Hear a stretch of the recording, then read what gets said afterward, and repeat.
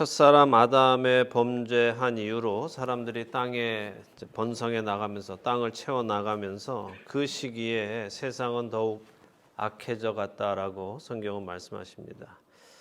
사람의 죄악이 하나님이 지으신 보기 좋았던 세상을 채워 나갑니다. 그들이 마음으로 생각하는 모든 계획이 항상 악했다라고 하시죠. 악이 세상에 가득할 때에 공의로우신 하나님은 그 악을 심판하셔야만 합니다. 오늘 창세기 6장 11절에서 13절을 한번 읽어보겠습니다. 읽어볼까요? 그때 온 땅이 하나님 앞에 부패하여 포악함이 땅에 가득한지라.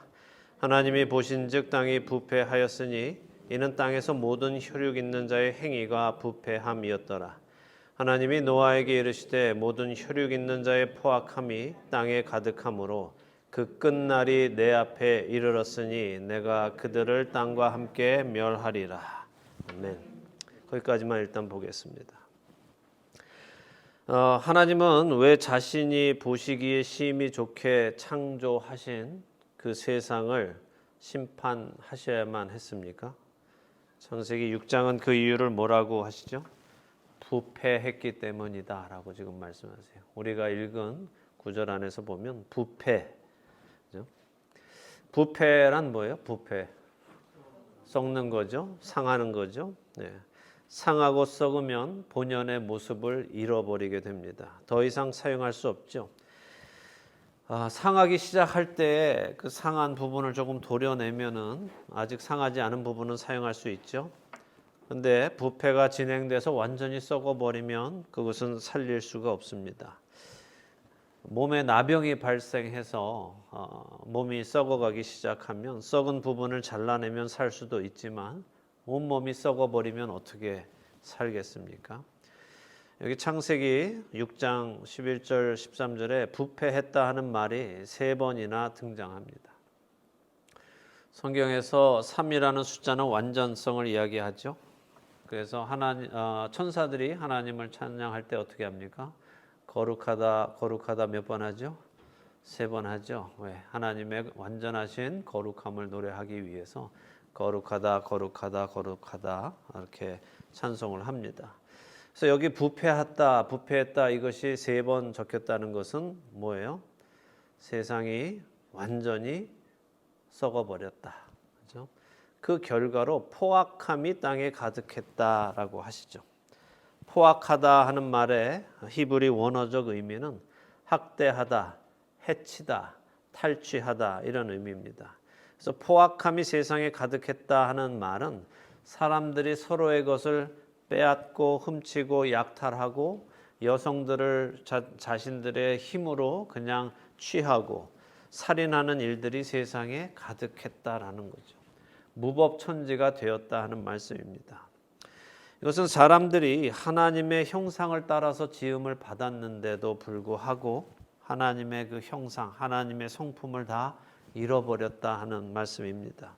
하나님의 선하심, 하나님의 긍휼하심, 하나님의 사랑이 그 안에 사람들 안에 더 이상 있지 않고 모두 다 잃어버렸다 하는 말씀이죠.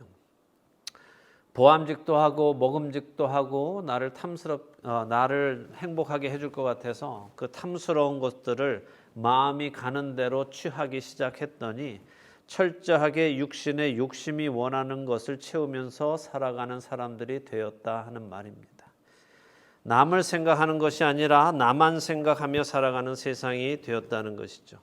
그래서 하나님이 그 세상을 심판하시기로, 멸하시기로 결정하십니다. 여기 부패했다 하는 단어는 히브리어로 보면 참 흥미로운 단어입니다. 부패라는 단어는 샤하트라는 히브리어인데 11절 12절에 3번 쓰이면서 모두가 다 부패했다 부패했다 부패했다 이렇게 번역이 되었죠. 근데 13절에도 또 한 번 쓰였습니다. 근데 13절에는 부패했다라고 번역되지 않았습니다. 13절에는 뭐라고 번역이 되었을까요? 멸하리라라고 번역이 되었습니다. 부패한 세상을 향해서 하나님이 하신 말씀입니다. 자, 부패라는 샤하트의 의미가 망하다, 버리다, 부패하다, 파괴하다, 잃어버리다, 방치하다, 엎지르다, 더럽히다 하는 이런 의미를 가지고 있기 때문에 성경 안에서 그렇게 번역이 됩니다.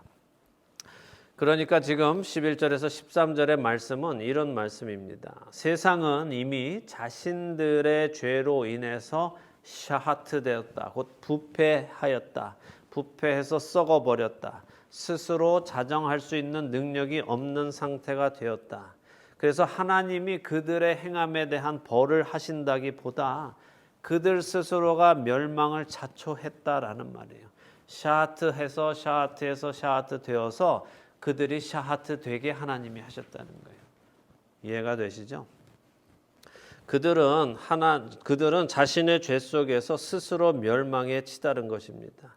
자신들이 멸망할 짓을 계속해서 해서 하나님께서 그들이 멸망하도록 하셨다 하는 것입니다.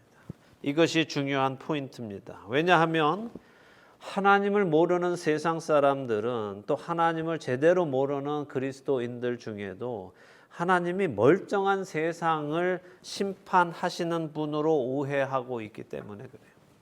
멀쩡히 잘 살고 있는 사람들을 하나님께서 괜히 심통이 나셔서 심판하시는 것처럼 자기 말 안 듣는다고 지옥 보내는 신이다 이렇게 세상 사람들이 이야기하고 있습니다. 그러나 그것이 아니라는 말씀이에요. 하나님께서 사람을 부패하게 하신 것도 아니고 하나님께서 사람들을 부패하도록 내버려 두신 것도 아닙니다. 처음부터 말씀드렸죠. 하나님은 사람에게 스스로 선택할 수 있는 권리를 주셨습니다. 사람은 스스로 선택할 수도 있고 스스로 선을 선택할 수도 있고 악을 선택할 수도 있었어요. 근데 하나님께서 선택권만 주시고 그냥 가만히 내버려 두셨습니까? 그렇지 않으세요. 하나님께서는 아담에게 동산 모든 나무의 열매는 내가 임의로 먹을 수 있으나 동산 중앙의 선악을 알게 하는 나무의 열매는 먹지 마라. 먹으면 내가 정령 죽으리라 라고 하신 말씀을 해 주셨죠. 또 가인에게도 죄는 너를 원하나 너는 죄를 다스려라 라고 말씀해 주셨어요. 하나님은 그들이 그냥 죄를 짓도록 내버려 두지 않으셨단 말입니다. 그들에게 말씀하셨습니다. 그러면 여러분들 어쩌면 그렇게 생각하실 수도 있어요. 말만 해가지고는 안 되죠. 좀 막아주셔야죠. 못 따먹게 막아주시든지 가인이 아벨을 죽이지 못하게 그 둘 사이에 뭔가 일을 해주시든지 좀 그렇게 해주셨으면 좋지 않았을까요? 라는 생각 해보신 적 있으십니까? 근데 여러분 생각해 보세요. 여러분은 하나님의 말씀이 그냥 우리의 말과 같은 수준이라고 생각하세요? 왜 하나님이 말만 하시고 막지는 않으셨나 하는 궁금증이 생기십니까? 은근히 하나님께 그 책임을 전가하고 싶으세요? 왜 하나님 막아주지 않으셨어요? 왜 나쁜 일이 일어나도록 나는 것을 막아주지 않으셨습니까? 하면서 마치 하나님께서 막아주지 않으셔서 이 죄들을 짓게 된 것처럼 생각하십니까? 그것은 바로 아담과 하와가 했던 말이죠. 하나님이 만들어주신 저 여자가 나를 먹으라 해서 내가 먹었나이다. 여자도 하나님이 만드신 저 뱀이 나를 꿰어서 내가 먹었다는 거죠. 하나님께 책임을 전가하죠. 그러나 여러분 생각해 보세요. 하나님의 말씀은 그냥 말씀이 아닙니다. 우리가 내뱉는 말하고는 차원이 다르죠. 그분께서 빛이 있으라 하면 빛이 있는 것입니다. 그분께서 물과 땅이 분리되어라 하면 물이 한쪽으로 모이고 땅이 드러나는 것입니다. 그분이 우주에 해와 달과 별들아 다 있어라 라고 하면 생겨나는 것입니다. 각종 생물들아 생겨나라 라고 하면은 생겨나는 것입니다. 그분의 말씀은 천지를 창조하시는 말씀입니다. 그런데 그분의 그 능력의 말씀이 사람에게 기준을 주셨는데도 불구하고 사람은 하나님의 그 말씀을 무시할 수 있었다는 거예요. 하나님 왜 말씀만 하고 막지 않아 주셨어요? 그게 아니란 말이에요. 그 세상 천지를 창조하시는 그 하나님의 말씀의 능력이 우리에게 그것을 하지 마라라고 말씀하셨는데도 불구하고 사람은 그 하나님의 능력의 말씀을 거부하고 거역할 수 있었다는 거죠. 천지도 지으시는 그 하나님의 말씀을 거역할 수 있는 사람의 선택이 스스로 부패하게 한 것이지 하나님이 사람을 부패하도록 내버려 두신 것이 아니라는 말씀입니다. 그래서 하나님은 이 세상을 자신들이 그렇게 원하는 멸망으로 들어가도록 해주시는 거예요. 너희가 그렇게 멸망을 원하냐? 그러면 그 멸망으로 들어가라 하시는 겁니다. 그래서 그들의 끝날이 하나님 앞에 이르렀다라고 하시죠. 하나님은 그래서 첫 번째 지으신 땅과 그 땅으로 만든 사람들을 멸하시기로 하십니다. 근데 하나님은 특이하게 첫 번째 세상은 물로 심판을 하십니다. 우리는 하나님이 세상을 또 한 번 심판하실 것을 알죠? 두 번째 심판하실 땐 무엇으로 심판하십니까? 불로 하시죠? 네. 자, 첫 번째 세상은 물로, 두 번째 세상은 불로 하십니다. 왜 첫 번째 세상은 물로 하셨고 두 번째 세상은 불로 하실까요? 순서가 바뀌었으면 어땠을까요? 사실 순서가 바뀌면 안 됩니다. 왜냐하면 물은 씻는 의미가 있기 때문에 그래요. 하나님께서는 부패한 이 땅을 다시 태초에 창조하시기 이전의 모습으로 돌이키시고 땅이 물속에 잠기게 하시고는 그 땅을 새롭게 다시 씻어내시는 겁니다. 그리고 다시 기회를 주시죠. 근데 불의 심판은 어떻습니까? 불은 씻는 게 아니라 태우는 거죠. 태우면 사라집니다. 사라진 것은 다시 복구할 수 없습니다. 그래서 첫 번째 심판 이후에는 구원을 받을 수 있지만 두 번째 심판 이후에는 구원을 받을 수 없는 것입니다. 모두 다 영원히 꺼지지 않는 불못에 들어가기 때문입니다. 우리가 왜 예수 그리스도를 믿고 침례를 받습니까? 왜 물속에 들어갔다 나옵니까? 바로 죄로 가득했던 나의 옛사람이 물에 들어가서 죽은 후에 새로운 사람으로 다시 태어나기 위함입니다. 우리에게 다시 기회를 주시는 하나님의 은혜 때문에 우리가 침례를 받는 거죠. 우리로 두 번째 심판인 불에 들어가는 심판에 이르지 않도록 은혜를 주시는 것입니다. 그 은혜를 거절하지 않고 받으시는 우리 모두가 되기를 바랍니다.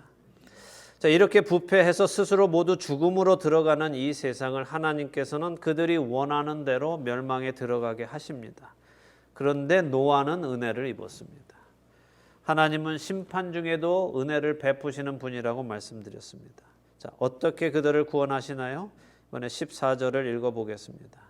너는 고페루 나무로 너를 위하여 방주를 만들되 그 안에 칸들을 막고 역청을 그 안팎에 칠하라. 자, 하나님이 너를 위하여 방주를 만들라라고 하셨습니다. 방주는 히브리어로 테바라고 합니다. 테바. 이 테바는 배가 아니고 상자예요. 우리 노아의 방주 이렇게 그림으로 보면 이렇게 배처럼 생긴 그림들이 많이 있죠. 그렇지만 방주 테바는 배가 아니고 상자입니다. 구약 성경에는 이 테바라는 단어가 두 군데에 등장합니다. 둘 다 모두 상자로 나타납니다. 하나는 엄청나게 큰 상자, 바로 노아의 방주이고 또 하나는 엄청나게 작은 상자, 바로 모세를 나일강에 띄어 보내준 갈대 상자입니다. 둘의 사이즈의 차이는 엄청나게 크죠. 근데 한 일은 같습니다. 하나님께서는 큰 테바를 사용해서 노아를 살리심으로 그를 통해 온 세상을 구원하셨고, 작은 테바를 사용하셔서는 모세를 살리심으로 이스라엘이라는 한 민족을 구원하시고 그 민족을 통해 예수 그리스도를 보내셔서 온 세상을 다시 구원하십니다. 그렇게 우리는 이 첫 세상의 심판, 곧 노아의 방주 이야기를 통해 앞으로 있을 두 번째 심판 속에서의 구원을 믿을 수 있는 것입니다.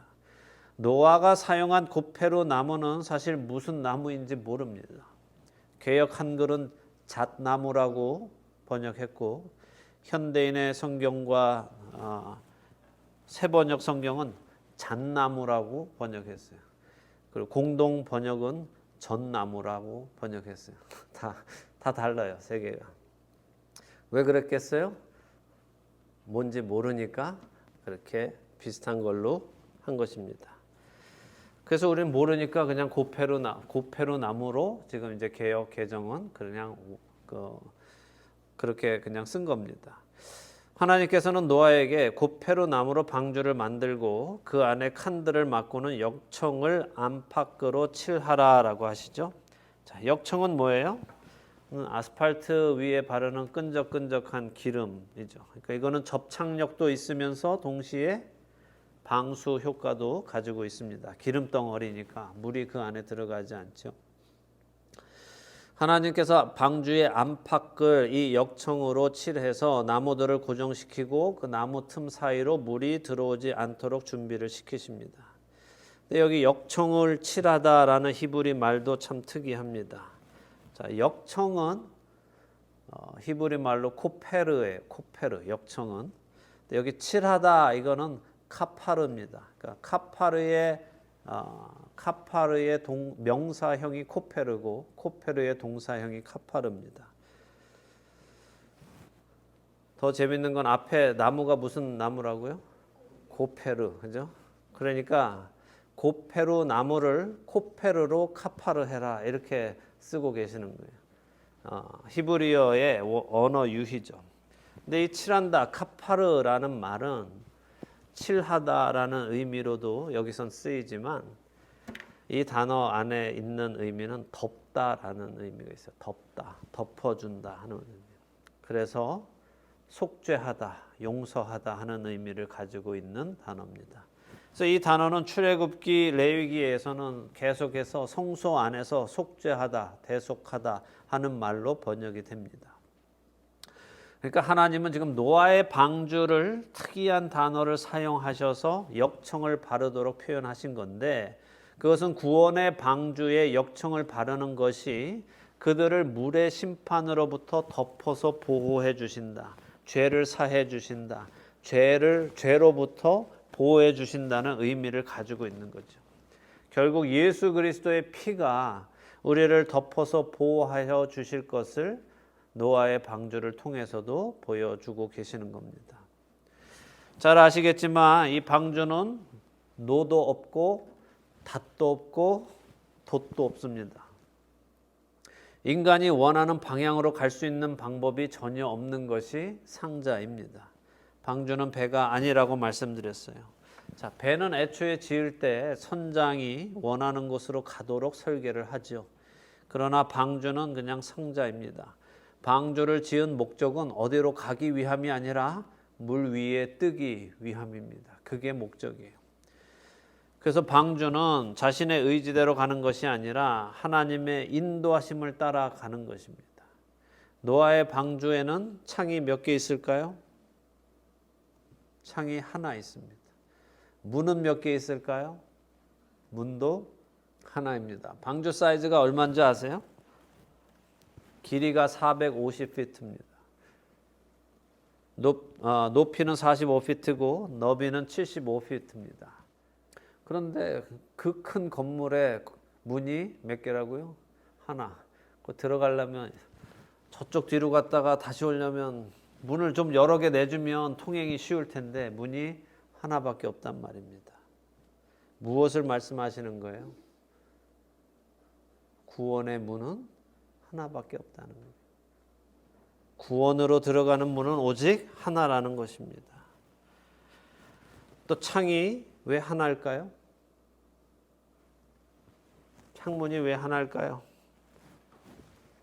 하나님만 바라보라고 딱 하나만 내어주신 겁니다. 좀 너무하신 것 같아요. 하나님만 바라보고 살라고 하는 게 너무 심한 강요처럼 느껴지십니까? 부담스럽습니까? 근데 생각해 보세요. 지금 이 첫 세상 사람들이 이렇게 멸망하게 된 이유가 뭐예요? 그들이 하나님만을 바라보지 않았기 때문이에요. 그들이 스스로 행복을 찾으려 했기 때문입니다. 그러나 반복해서 여러분에게 말씀드리지만 참된 행복은 하나님 안에만 있습니다. 하나님이 선하시고 하나님이 빛이시고 하나님이 생명이시고 하나님이 사랑이시고 하나님이 기쁨이시고 하나님이 우리를 만족해 하시는 유일하신 분이십니다. 이 사실을 우리가 깨닫기만 한다면 우리는 창문이 하나만 있는 그 방주 안에서 하나님만 바라보며 살 수 있어요. 창을 여러 개 내어서 여기저기 보면서 하나님의 구원을 경험하라고 하신 것이 아니에요. 오직 한 창문만 열어놓고 그 창문으로 한 곳만 바라보며 살아가도록 하신 겁니다. 근데 우리는 자꾸 우리의 시선을 하나님이 아닌 다른 것에 빼앗기죠.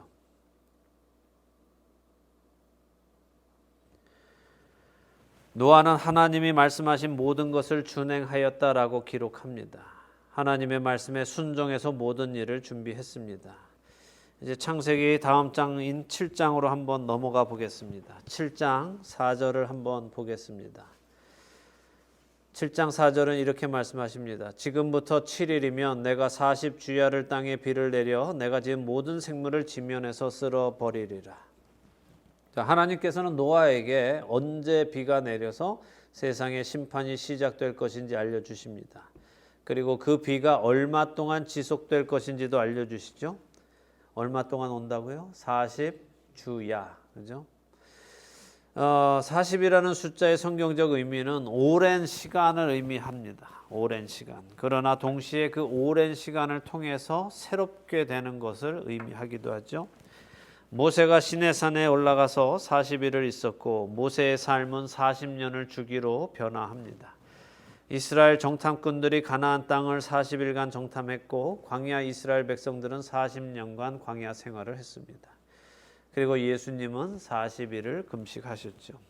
이것은 모두 오랜 시간이었다라는 것을 의미하기도 하고 그러나 그 후에는 새로운 시작이 있다라는 것을 의미합니다.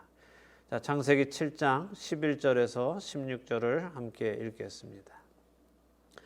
노아가 600세 되던 해 둘째 달 곧 그 달 11의 날이라. 그날에 큰 기품의 샘들이 터지며 하늘의 창문들이 열려 40주야를 비가 땅에 쏟아졌더라.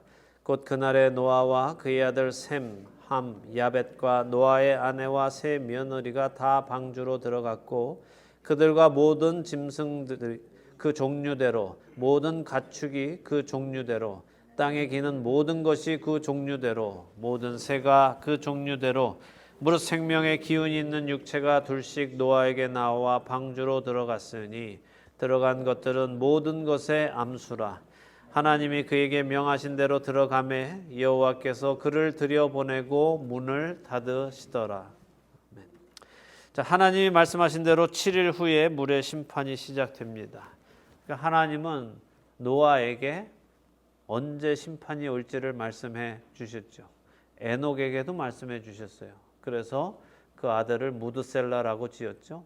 무드셀라 네가 죽으면 하나님의 심판이 임한다라고 말씀하셨습니다. 물론 에녹은 정확하게 그날이 몇 월 며칠일지는 몰랐습니다. 그런데 노아는 알고 있고 여기 정확하게 노아가 600세 되던 해 둘째 달 곧 그 달 11의 날이다라고 명확하게 기록하고 계십니다. 우리는 두 번째 심판이 오는 날을 알 수 있을까요? 없을까요? 알 수 없죠. 근데 어느 즈음일지는 알 수 있을까요? 없을까요? 알 수 있어요. 그 날과 때는 하나님께서 하나님의 권한에 두셨으니 하늘의 천사들도 그 아들도 모르죠. 그건 알 수 없죠. 그러나 예수님께서 우리에게 반복적으로 말씀하시는 게 뭐예요? 너희가 천지를 보면 기상을 보면 다음 날이 어떻게 될지 분별할 수 있다라고 말씀하시죠. 하나님은 다니엘서를 통해서 또한 요한계시록을 통해서 심판의 날을 어느 정도 우리가 예측할 수 있게는 해주셨어요. 여기 노아에게 7일 후에라고 말씀하신 것처럼 하나님께서는 다니엘서와 요한계시록을 통해 7년 후에 심판이 올 것도 말씀해 주셨죠. 7년이라는 이야기가 다니엘서와 요한계시록에 반복적으로 나타나기 때문에 그렇습니다. 그래서 그 말씀을 잘 알면 몇 월 며칠에 오시는 것은 우리가 모른다 하더라도 어느 즈음 되었구나, 이제 우리가 주님을 만날 준비를 해야 되겠구나 하는 것을 알 수 있죠. 그래서 사도 바울도 말씀하셨잖아요. 도적이 오는 것을 알 수 없지만 우리 성도들에게는 그렇지 아니하다라고 말씀하셨습니다. 그러니까 그때와 그 시를 잘 분별하면서 살아가시기 바랍니다. 하나님이 말씀하신 대로 7일 후에 물의 심판이 시작됩니다. 그 기품의 샘들이 터지며 하늘의 창문들이 열려 비가 땅에 쏟아집니다. 그러니까 비만 내린 것이 아니라 땅 속에서도 물이 솟구쳐 올라왔다는 말이죠. 창조의 둘째 날 생각하시면 하나님께서 물을 궁창 위의 물과 궁창 아래의 물로 둘로 나누셨습니다. 그런데 그 나누셨던 물이 다시 합쳐지는 거예요. 이로 인해 창조 셋째 날에 나타났던 땅은 다시 물속으로 들어가게 됩니다. 그러나 하나님은 은혜를 주시며 생명들을 보호하십니다. 16절에 하나님께서 방주의 문을 닫으셨다라고 하시죠. 노아가 닫은 것이 아니라 하나님이 닫으신다는 거예요. 구원의 문은 오직 하나입니다. 그 문을 닫는 분은 하나님이십니다. 마치 예수님의 열처녀 비유처럼 결혼식이 시작된 후에 문을 닫으면 밖에서 아무리 두드려도 열어주지 않는 거예요. 다윗의 열쇠를 가지신 예수님께서 열면 닫을 사람이 없고 닫으면 열 사람이 없다고 요한계시록 3장 7절에 말씀하신 것처럼 말입니다. 그분이 닫으시면 아무도 열 수 없는 겁니다. 들어갈 수 있는 기회는 그분이 그 문을 열어주신 그때뿐입니다. 그리고 그 문은 오직 예수 그리스도이십니다. 오늘 우리는 노아의 때처럼 이 세상은 자신의 욕심대로 행하는 삶을 살아가는 사람들로 점점점 더 채워져 가는 것을 봅니다. 도둑질하고 사람을 때리고 힘으로 빼앗는 것이 이제 뉴스를 점점 가득 메우는 세상입니다. 아니 이제는 더 이상 뉴스거리가 되지 않을 정도로 흔해 빠진 것이 도둑질, 강도질, 살인입니다. 부모가 자녀를 죽이고 자녀가 부모를 죽이고 이웃이 이웃을 죽이고 남편이 아내를 죽이고 아내가 남편을 죽이고 친구가 친구를 죽이는 시대에 우리는 살고 있습니다. 왜 이렇게 서로들 죽일까요? 화가 나서 죽이고 내 이익을 위해서 죽이는 것이죠. 이것은 세상이 부패해 가고 있음을 우리에게 보여주시는 것입니다. 포악함이 땅에 가득해져 가고 있습니다. 그렇기에 우리에게는 복음이 필요합니다. 두 번째로 다가오는 그 심판에서 생명을 구원해 줄 방주에 우리는 들어가야 합니다. 역청으로 덮은 바다 물의 심판에서 생명을 구원해 준 방주에 들어가야 합니다. 그 방주는 무엇입니까? 바로 우리를 위해 십자가에서 죽으신 예수 그리스도이십니다. 그분만이 길이고 진리이고 생명 되십니다. 그분만이 구원의 문이십니다. 그렇게 우리는 그 좁은 문을 통해 들어가서 그 좁은 길을 가야 하는 것입니다. 그 길이 우리를 하나님께로 인도하는 문이고 길이기 때문에 그렇습니다. 세상을 바라보지 마십시오. 여러분의 방주 안에 있는 창문, 그 창문은 오직 여러분으로 하나님만을 바라보게 하십니다. 그 창문을 통해 주님만을 바라보며 우리에게 주어진 이 구원의 길을 걸어가시기 바랍니다. 때가 멀지 않았습니다. 늦기 전에 구원의 방주이신 예수 그리스도 안으로 들어가시는 은혜가 우리 모두에게 있기를 축원합니다.